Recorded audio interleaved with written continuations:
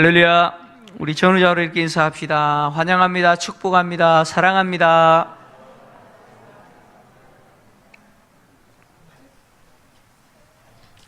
네, 비가 많이 내리고 있습니다. 지금도 또 비가 내리고 있고, 여러분 안내 문자 받으셨으리라 합니다. 이렇게 산사태, 김포에는 그렇게 높은 산은 없지만 그래도 여러분 주의하셔야 됩니다. 방심하면 안 됩니다. 코로나도 마찬가지입니다. 지금 또 대구 쪽에서 확진자가 나왔는데 또 교회 관련됐다고 지금 또 나왔습니다. 교회가 사실은 모임을 하기 때문에 항상 노출될 가능성이 있잖아요. 그래서 마스크도 잘 쓰시고요, 거리두기도 좀 잘 실천해 주시기를 부탁드리겠습니다. 이제 사도행전 강의로 다시 돌아왔습니다. 지난 시간까지 어떤 내용이 있었는지 제가 좀 잠깐 설명을 드리면, 바울이 예루살렘 성전에서 유대인들에게 잡혀서 거의 죽을 정도로 폭행을 당했지 않습니까? 그래서 로마의 그 군대 천부장이 개입해서 간신히 구원을 받았는데, 바울은 자기를 죽이려고 하는 유대인들 앞에서 자기를 변호합니다. 사실 변호지만 예수님에 대해서 증언하는 것이죠. 자기가 어떻게 예수님을 만났는지에 대한 내용입니다. 바울은 자기를 죽이려고 했던 유대인들에게 자기가 길기야 다소에서 태어났고, 그리고 예루살렘에서 성장했으며, 그리고 조상들의 엄한 율법 교육을 가말리엘 문화에서 배웠다라고 했습니다. 그리고 예수를 따르는 즉 예수는 살아계시다, 그리고 예수가 구원자다라고 주장하는 그리스도인들을 박해했는데, 사람을 죽이기도 하고 옥에 가두기도 하고, 심지어 다메섹으로 도피한 그리스도인들까지 잡아서 예루살렘으로 끌고 와서 형벌받게 하기 위해서 대제사장에게 공문을 받아서 가는 중에 정오쯤에 태양보다 더 큰 빛, 그 빛과 함께 찾아오신 주님을 만났다라고 이야기했습니다. 태양보다 더 밝은 빛과 함께 찾아오신 그분이 자기는 지금까지 하나님께 저주받아 죽은 자라고 생각했던 그 나사렛 예수시라고 하는 사실을 알게 됐죠. 그래서 바울이 내가 무엇을 하리까? 라고 물었을 때 예수님이 다메섹으로 들어가면 할 일을 알려줄 자가 있을 거라고 지시하셨고, 지시대로 바울은 다메섹으로 들어갔습니다. 그 밝은 빛 때문에 시력을 상실했지만 다메섹으로 들어갔을 때 아나니아라고 하는 율법에 따라서 경건한 사람입니다. 아나니아라는 사람이 옆에 와서 자기 눈을 뜨게 했고, 그리고 자기가 오는 길에 어떻게 예수님을 만나게 됐는지 그 이유가 뭔지 설명해 줬는데, 바로 조상의 하나님이 자기를 택하시고 하나님의 뜻을 알게 하시되, 바로 하나님이 유대인뿐만 아니라 이방인까지 세상의 모든 죄인을 구원하시기 위해서 보내신 구원자, 바로 그분이 누구라는 거예요? 나사렛 예수다. 그분이 의인이었다. 그리고 바로 그분을 증언하도록 하나님이 바울을 세우시기 위해서 그 의인을 만나게 했다라고 하는 이야기까지 했습니다. 그래서 자기가 아나니아에게 뭘 받았어요? 예수를 주로 고백하고 그 이름으로 세례를 받고 죄 씻음 받았다라고 하는 내용까지 바울이 증언했습니다. 그리고 나서 오늘 본문을 통해서 이제 다메섹에서 예루살렘으로 돌아와서 성전에서 기도하다가 부활하신 그 주님이 자기에게 찾아오신 이야기를 합니다. 그런데 바울이 다메섹에서 예루살렘으로 돌아오기 전에 바울은 다메섹에서 복음을 전하다가 어디를 먼저 가느냐? 아라비아를 먼저 갑니다. 여기서 말하는 아라비아는 페트라를 수도로 하고 있는 나바티아 왕국을 이야기합니다. 이 나바티아 왕국에 가서 바울이 복음을 전했던 것 같아요. 근데 바울이 복음을 전했을 때 이 나바티아 왕국을 통치했던 아레다 4세에게 미움을 받았던 것 같아요. 그래서 바울이 다시 다메섹으로 돌아와서 다메섹에서 복음을 전하는데 유대인들이 바울을 죽이려고 합니다. 그래서 이 다메섹을 통치하는 아레다 4세의 관리겠죠. 그 관리에게 유대인들이 바울을 고발합니다. 그래서 바울이 체포당할 위기에 처했을 때 다메섹의 예수 믿는 제자들이 바울을 도피시키는데 바울을 광주리에 담아서 창을 통해서 그 성벽을 달아내려서 예루살렘으로 도피하게 하죠. 그래서 바울이 예루살렘으로 돌아오게 된 겁니다. 바울은 3년 만에 예루살렘으로 돌아왔습니다. 이렇게 돌아온 이야기가 사도행전 9장 26절에서 30절에 기록되어져 있습니다. 예루살렘을 떠난 바울이 이제 3년 만에 예루살렘으로 돌아왔는데 바울은 예루살렘에 돌아와서 예루살렘 교회의 사도들과 그리고 성도들과 교제하려고 했습니다. 근데 예루살렘 교회의 사도들과 그리고 제자들이 사울을 두려워했습니다. 제가 지금 바울이라 그랬다가 사울이라 그랬다가 목사님 자꾸 헷갈리시네. 헷갈리는 게 아니고 같은 사람이에요. 예. 사울이라는 이름은 유대식 이름이고 바울이라는 이름은 로마식 이름의 별명입니다. 같은 사람이기 때문에 사울이라 그래도 알아들으시고 바울이라 그래도 알아들으시기 바랍니다. 자, 이렇게 사울이 예루살렘으로 돌아와서 예루살렘 교회 성도들과 교제하려고 그러는데 사실 예루살렘 교회의 사도들과 제자들의 입장에서는 사울이 예루살렘에 있을 때도 교회를 잔멸하려고 했고 성도들을 잡아오게 가두기도 했습니다. 그러다가 다메섹까지 가서 예수 믿는 자 끌고 오려고 갔던 사람 아닙니까? 그가 다시 돌아왔어요. 그러니까 당연히 무서워할 수밖에 없겠죠. 예. 그런데 바나바가 바울을 데리고 예루살렘 교회 사도들 앞에 가서 이 바울이 어떻게 예수님을 만나게 됐는지, 그리고 예수님을 만난 이후에 다메섹에서 어떻게 복음을 전하다가 지금 여기까지 피해 왔는지 자세하게 이야기했습니다. 그래서 예루살렘 교회가 사울을 받아주잖아요. 형제로 받아줍니다. 그래서 교제하면서 이제 예루살렘을 출입하게 되는데 예루살렘에서 바울이 대략 한 15일 정도 체류합니다. 15일 정도 체류하면서 무엇을 했느냐? 유대인들에게 복음을 전합니다. 특히 헬라파 유대인들에게 복음을 전하는데 바울이 헬라파 유대인들에게 복음을 전했다라는 말은 당시 예루살렘에 있는 디아스포라 유대인, 헬라파 유대인들이 다니는 그 회당을 방문하여서 복음을 전하면서 그들과 변론했다, 그런 이야기입니다.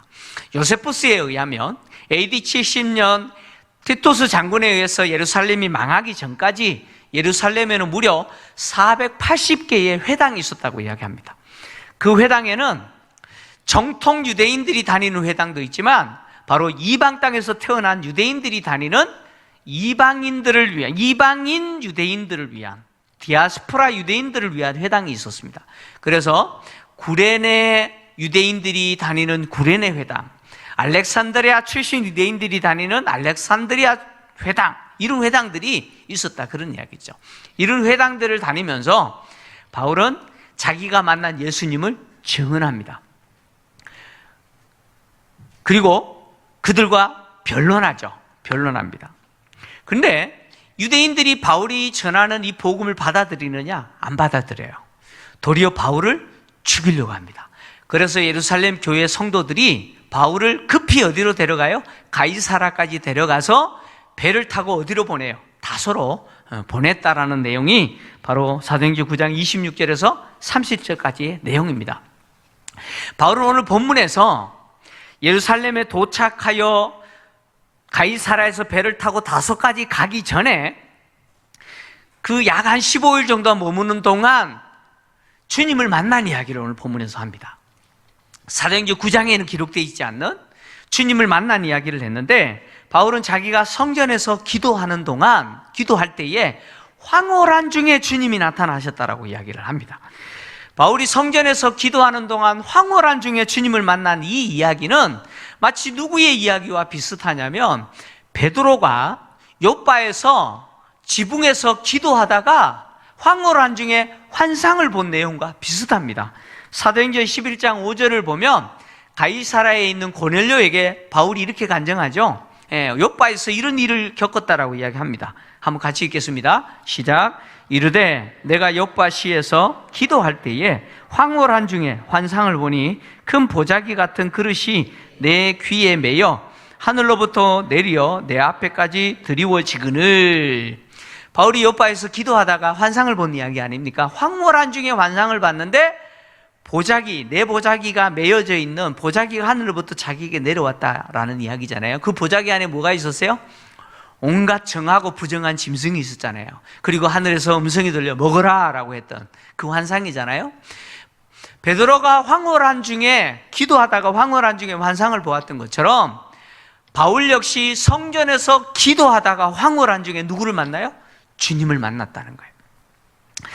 바울이 지금 유대인들 앞에서 지금 이 증언을 하고 있는데, 지금 바울을 죽이려고 했던 유대인들이 왜 바울을 죽이려고 했느냐? 그 이유는 바울이 각처에서 이 성전을 어떻게 했어요? 모독했기 때문에라고 이야기했습니다.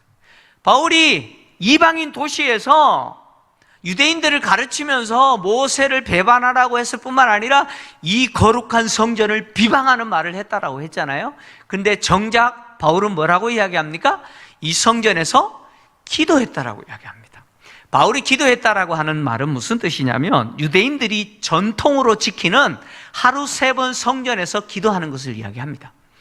바울은 유대인들이 전통으로 붙들고 기도하는 그 전통을 자기도 지켰다는 거예요. 그래서 성전에서 뭐 했어요? 기도했다라고 이야기합니다. 바울은 성전을 모독하지 않았다라는 것이죠. 이렇게 성전에서 기도하는데 황홀한 중에 주님이 나타나셔서 뭐라고 말씀하시느냐? 유대인들이 네가 나에 대해서 증언하는 그것을 듣지 않을 것이다. 네가 나에 대해서 전하는 그 복음을 유대인들이 받아들이지 않을 것이다. 그래서 빨리 속히 예루살렘에서 나가라 라고 하셨다는 거예요. 바울은 예수님의 이 말씀을 받아들이기가 너무 힘들었습니다. 받아들일 수가 없었어요.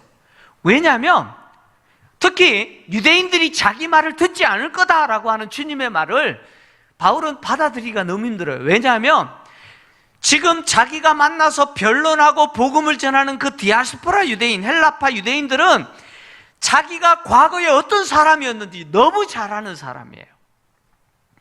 자기가 과거에 무슨 짓을 했는지 너무 잘 아는 사람들이기 때문에 자기가 예수님에 대한 복음을 전하면 그들이 받아들일 거라고 생각한 거예요. 그래서 바울이 예수님께 뭐라고 이야기하느냐? 그들은 내가 예수 믿는 사람을 가두고 각 회당에서 때리고, 회당에서 매질했다는 거예요. 때리고 또 주의 증인 스데반이 피를 흘릴 때에 내가 곁에 서서 찬성하고 지지하고, 심지어 증인들이 옷을 벗어 돌을 던질 때 그 증인들이 벗은 옷을 옆에서 지켰던 사람 아닙니까? 그것에 대해서 이 사람들 너무 잘 아는 사람 아닙니까?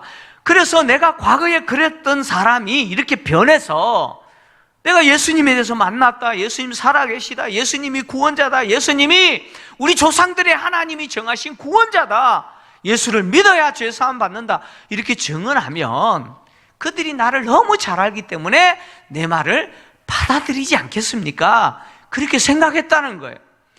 그런데 예수님은 뭐라고 하는 거예요? 떠나라는 거예요. 떠나라는 거예요. 바울은 이렇게 말하면서 스데반을 뭐라고 표현했느냐면 주의 증인이라고 표현했습니다. 이 증인이라고 하는 단어는요, 헬라어 마르튀스라는 단어입니다. 마르튀스라는 단어인데 이 단어는 원래 하나의 의미만 갖고 있었어요. 증인이라는 의미만 갖고 있었습니다. 근데 스데반의 순교를 통해서 이 마르튀스라고 하는 이 단어가 증인이라는 의미뿐만 아니라 한 가지 의미가 더 포함됐는데 순교자라는 의미가 포함이 됐습니다. 그래서 마르튀스라고 하는 단어는 증인뿐만 아니라 순교자를 지칭하는 단어가 됐습니다. 그러니까 증인은 뭐냐? 예수에 대해서 말하는 사람일 뿐만 아니라 그렇게 예수에 대해서 말을 하다가 심지어 목숨을 잃게 되는 사람이 누구라는 이야기예요? 증인이다, 그런 이야기예요. 지금 바울이 스데반이 했던 것처럼 유대인들 앞에서 지금 무슨 역할을 하고 있어요? 증인 역할을 하고 있잖아요. 이 증인은 역할을 하고 있을 때 바울은요, 뭘 각오하고 있어요? 죽을 각오하고 있죠. 순교를 각오합니다. 증인은 뭐냐? 예수님에 대해서 말하는 자뿐만 아니라 예수를 믿는 사람답게 사는 것뿐만 아니라 그것 때문에 죽을 각오도 하는 사람이 증인입니다. 하나님이 저와 여러분을 부르실 때 증인으로 부르셨습니다. 믿습니까? 저와 여러분을 증인으로 불렀어요.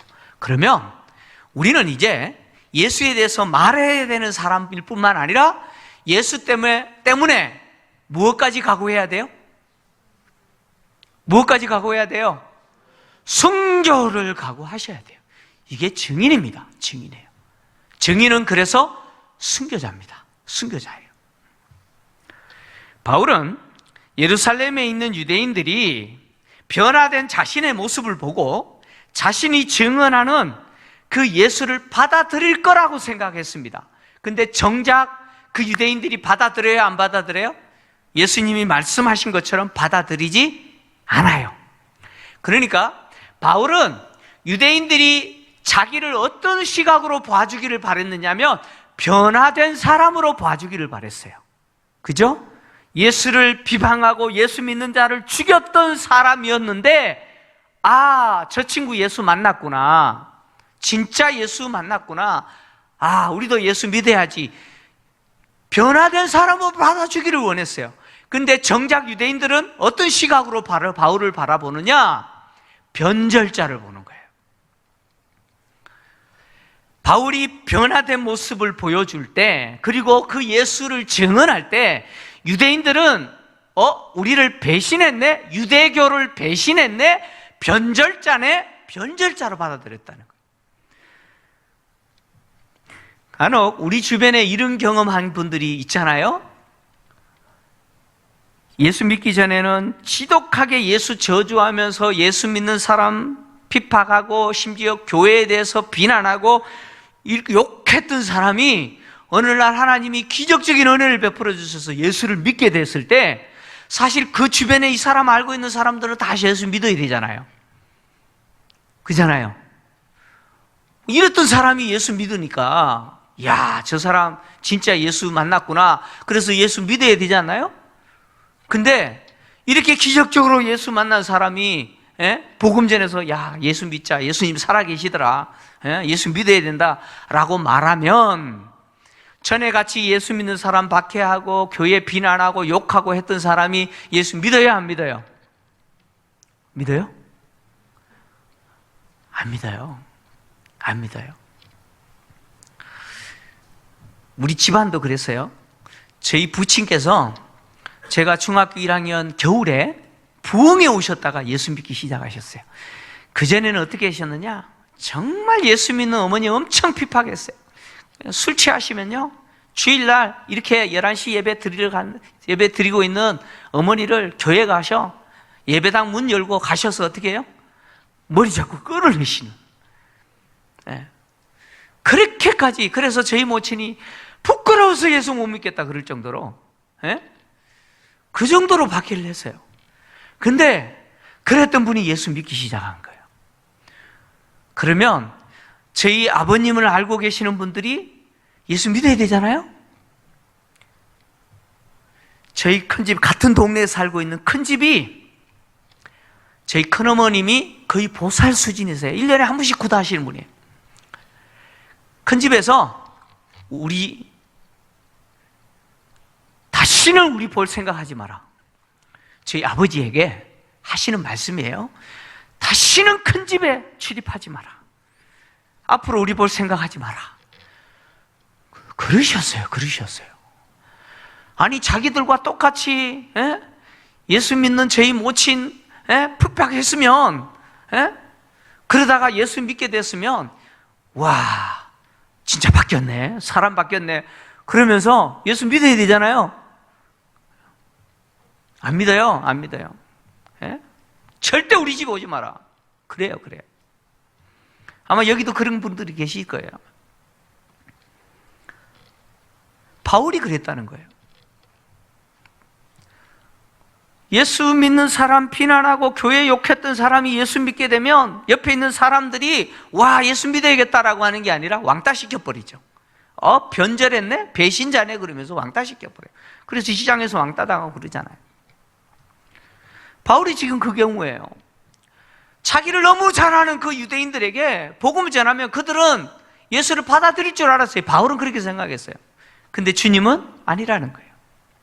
그들이 너의 증언을 받아들이지 않을 것이라는 거예요. 그래서 속히 예루살렘에서 나가라는 거예요. 왜? 너를 죽일 거라는 거예요. 이 주님 말씀하신 대로 바울이 뭐예요? 실제로 그 현상을 보는 거예요. 과거에 스데반을 죽였던 유대인들이 자기를 죽이려고 하는 거예요.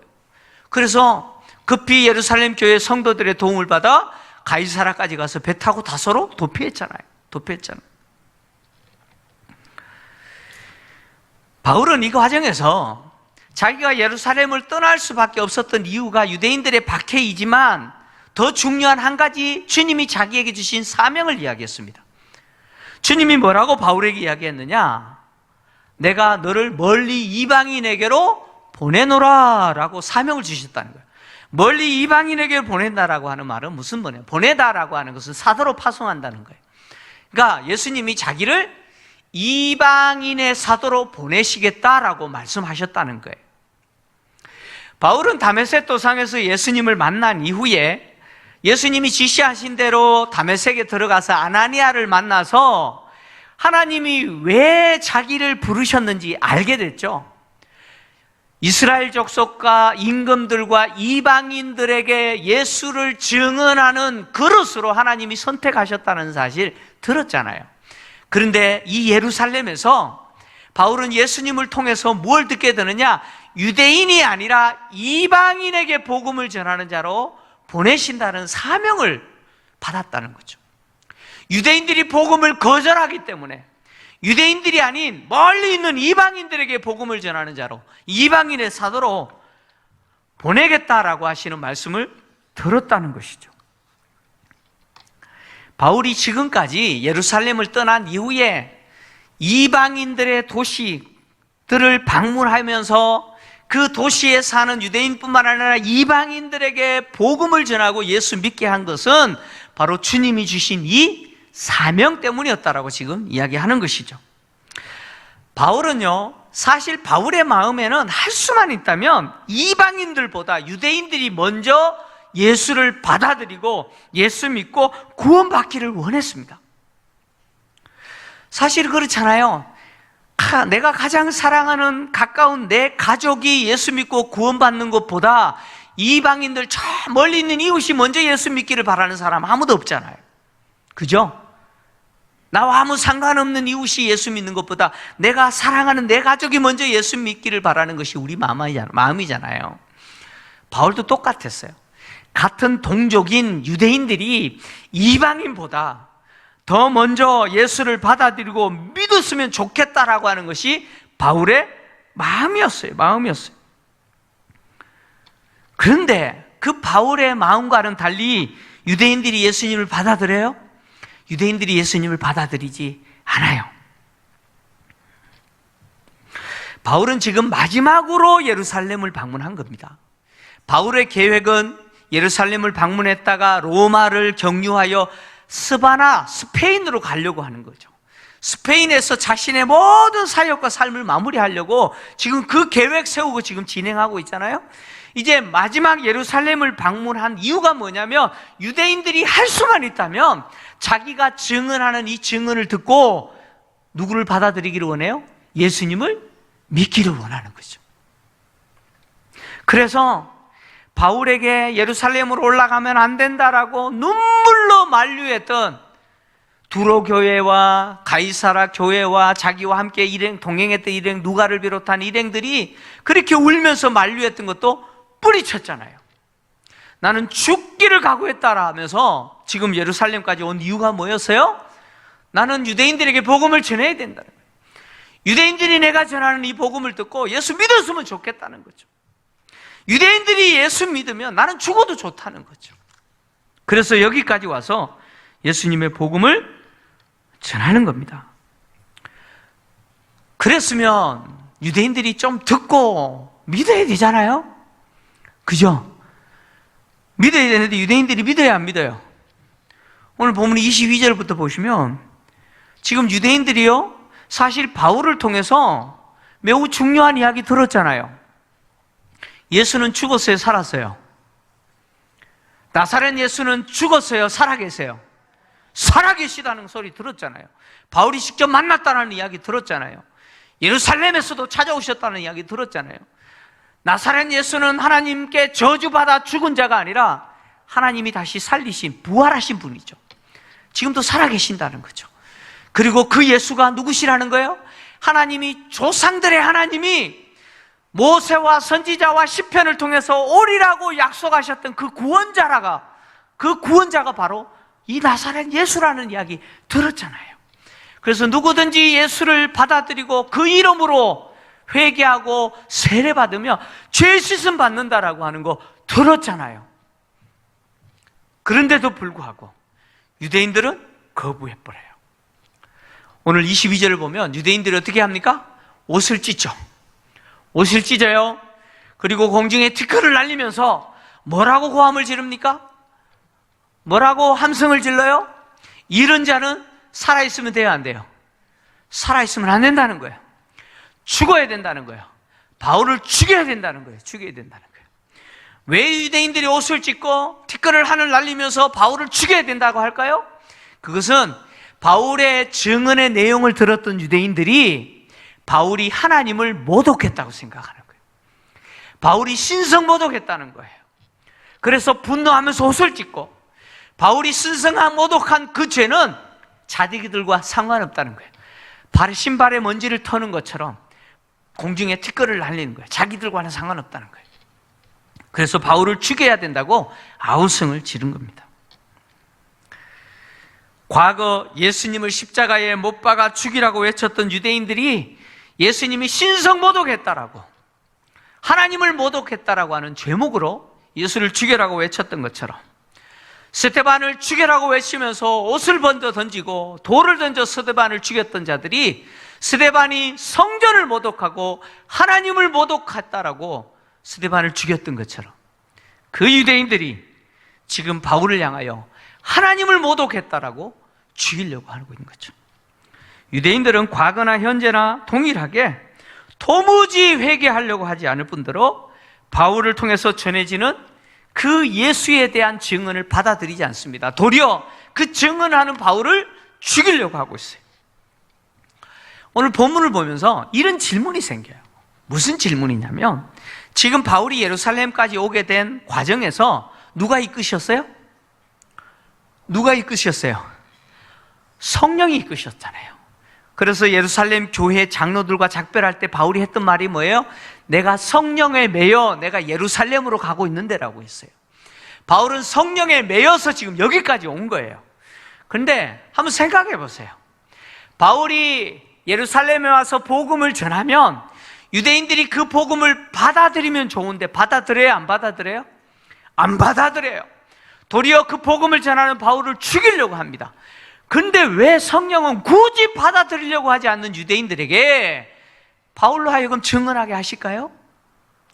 바울은 왜 자기가 아무리 증언해도 받아들이지 않을 뿐만 아니라 자기를 죽이려고 하는 유대인들에게 복음을 증언하려고 자기를 만류하는 사람들의 만류를 뿌리치면서까지 여기 와서 이 증언을 해야 했을까요?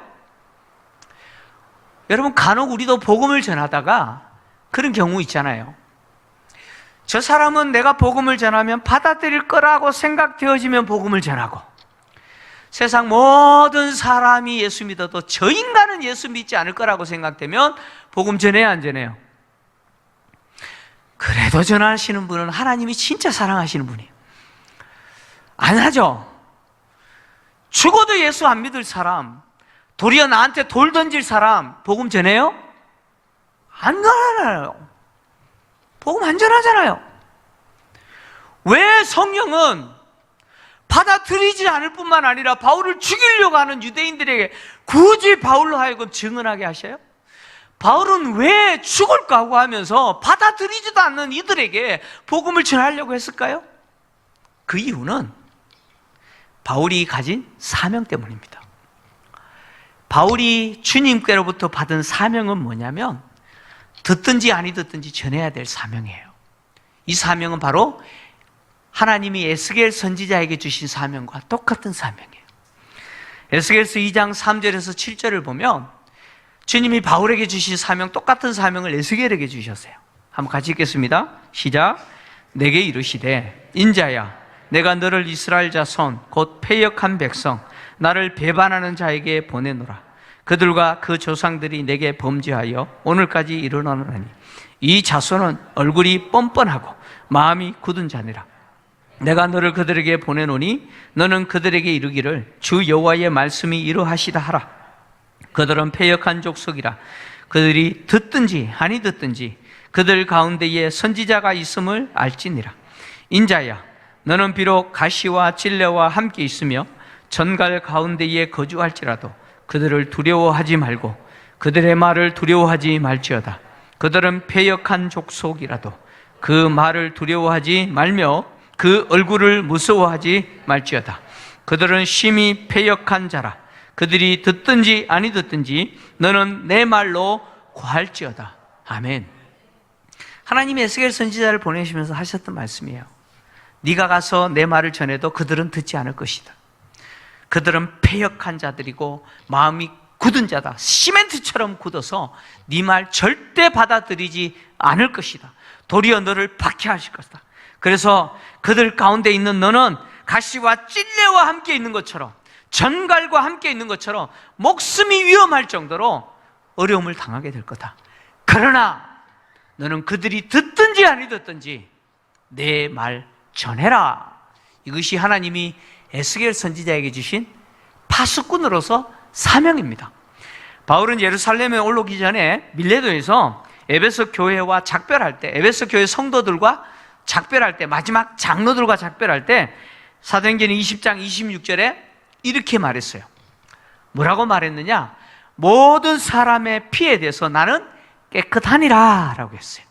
이게 무슨 이야기입니까? 바로 하나님이 에스겔 선지자에게 주신 파수꾼의 사명 이야기입니다. 파수꾼이 외치지 않아 그 성이 망하면 그 망한 자들의 피값은 누가 지불해야 되느냐? 파수꾼이 지불해야 됩니다. 바울은 자기가 파수꾼으로서 외쳤다는 거예요. 그래서 모든 사람의 피에 대해서 나는 깨끗하다라고 했던 것처럼 지금 예루살렘까지 와서 유대인들이 듣든지 아니 듣든지 이들은 패역하여 들으려고 하지 않을 뿐만 아니라 도리어 바울을 죽이려고 하지만 바울은 와야 했고 성령은 바울을 이끌어서 복음을 증언하게 했습니다. 왜요? 파수꾼의 사명 때문에. 파수꾼의 사명 때문에. 듣든지 아니 듣든지 전해야 될 사명 때문에 바울은 외친 것이죠. 이후에 바울이요 로마 감옥에 투옥되어 있으면서 에베소에서 목회하는 영적인 아들 디모데를 향해서 이렇게 기록했어요. 디모데후서 4장 3절에서 5절 같이 읽겠습니다. 시작. 때가 이르리니 사람이 바른 교훈을 받지 아니하며 귀가 가려워서 자기의 사욕을 따를 스승을 많이 두고 또 그 귀를 진리에서 돌이켜 허탄한 이야기를 따르리라. 그러나 너는 모든 일에 신중하여 고난을 받으며 전도자의 일을 하며 내 직무를 다하라. 보세요. 바울이 디모데에게 권면하기를 때가 되면 사람들이 바른 교훈을 받지 않아요. 진리를 받아들이려고 하지 않아요. 귀가 가려워서 자기의 타락한 육체의 소욕을 따를 스승을 많이 둬요. 그리고 귀를 진리에서 돌이켜서 허탄한 이야기를 따릅니다. 마치 성적인 타락이 인권인 것처럼 주장하는 자들의 말을 들어요. 맞아, 인권이야. 그리고 그들 따라가죠. 그러나 바울은 이렇게 이야기합니다. 너는 모든 일에 신중하여 고난을 받으며 전도자의 일을 다하라. 전도자의 일이 뭡니까? 복음을 전하는 증인으로서 역할을 다하라. 내 직무를 다하라 라고 권면합니다. 그러면서 요 앞에 9절에서 뭐라고 이야기하느냐? 너는 때를 얻든지 못 얻든지 말씀을 전파하라. 때를 얻든지 못 얻든지 말씀을 전파하라. 여러분, 유대인들이 바울에게 보여준 태도처럼 오늘 우리가 살고 있는 시대는 그래요. 귀를 가려요. 진리를 듣지 않으려고 합니다. 허탄한 곳에 마음을 둡니다. 복음을 전할 때 복음을 전할 때 그 복음을 듣는 사람이 받아들이면 참 좋겠다는 마음이 우리에게 있어요. 그죠?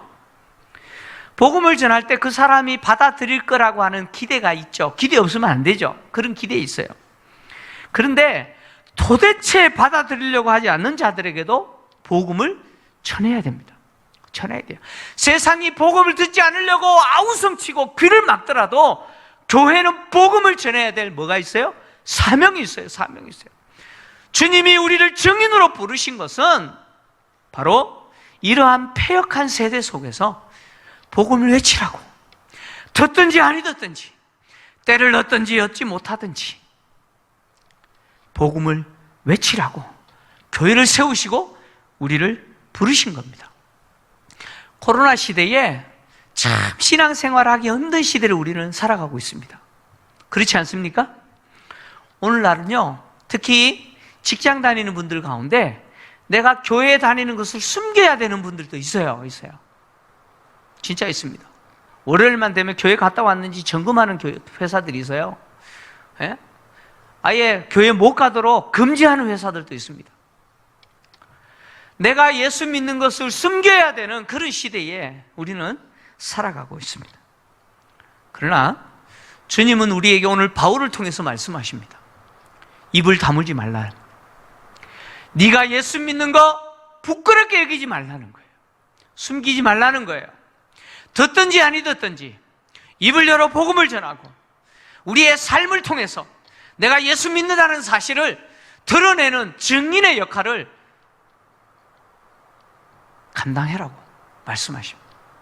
주님은 제자들에게 이렇게 말씀하셨죠. 사람들 앞에서 인자를 부정하는 자는 하나님의 사람들 앞에서 내가 그를 부정하리라. 사람들 앞에서 나를 시인하는 자를 하나님의 사자들 앞에서 내가 그를 시인하리라. 주님이 제자들에게 하신 말씀이에요. 사랑하는 성도 여러분, 어느 때보다도 참 현장에 와서 예배드리기가 힘든 시대에 살고 있습니다. 그리고 세상은 교회 이야기를 들으려고 하지 않습니다. 교회 그러면 귀다부터 닫아버리죠. 기독교 그러면 귀부터 닫아버립니다. 그러나 그럼에도 불구하고 듣든지 아니 듣든지, 때를 얻든지 못 얻든지, 그들이 귀를 닫든지 아니 닫든지 우리는 외쳐야 됩니다. 교회는 복음을 전해야 되고, 증인된 우리는 우리의 삶을 통해서 당당하게 예수 믿는 것을 드러내셔야 됩니다. 여러분, 예수 믿는 것을 부끄러워하지 마십시오. 당당하게 드러내시면서 살아가셔서 여러분 때문에 세상이 얼마나 타락했는지, 우리 때문에 세상이 얼마나 어두운지 저들이 알게 되는 그런 은혜가 있기를 주의 이름으로 축원합니다.